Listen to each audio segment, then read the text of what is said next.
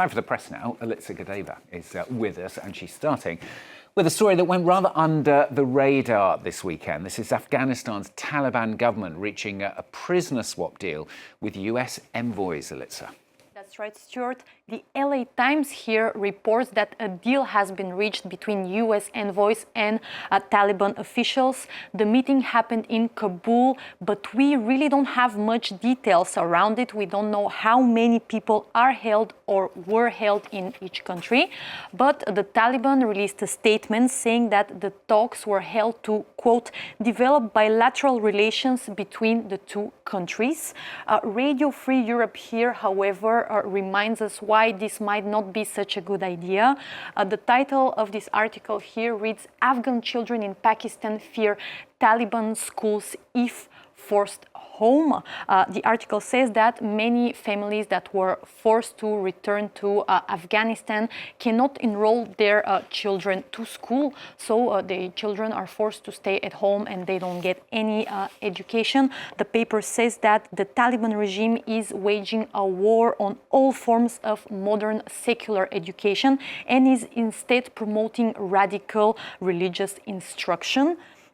This article here in a Spanish daily El País talks about how Afghan women are trying to defy that kind of restrictions. So they are organizing virtual book clubs where they talk about books, they participate in debates, and they share PDF scanned articles of banned books in Afghanistan. And according to the United Nations, Afghanistan is, quote, the most restrictive country in the world for women's rights. And El País reminds that Afghans who are found reading banned books or secretly educating themselves face persecution and violent physical punishment.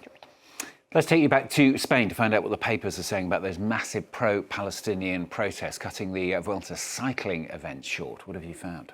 Yeah, well, CBS News here says that more than 100,000 people participated in these protests.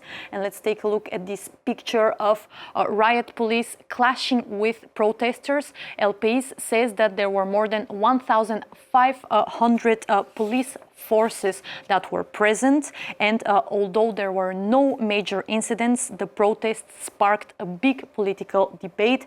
And we can see it also here in the pages of El País.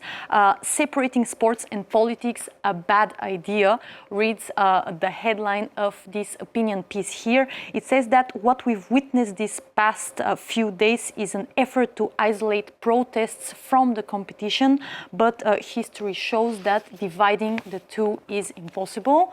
And finally, this article here in a French daily Le Parisien talks about Israel's reaction and the fact that Israeli foreign minister called the Spanish Prime Minister Pedro Sanchez and his government a disgrace to Spain, blaming Sanchez for encouraging protesters to take to the streets.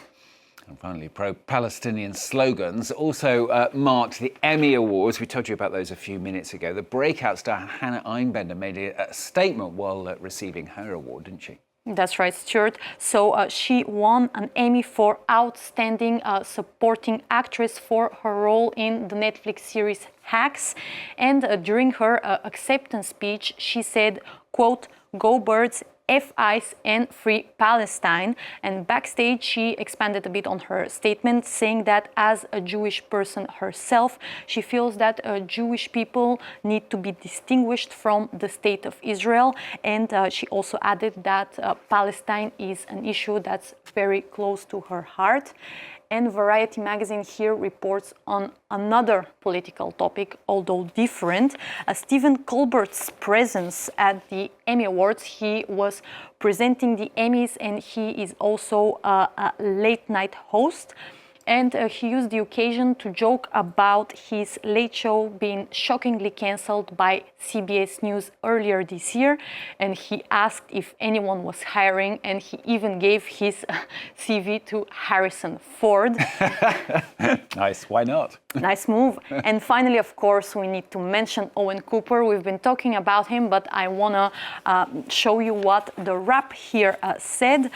It says that the win is not too shabby from a kid from outside Manchester, and the paper reminds that Owen Cooper had no professional acting experience before his big breakthrough role.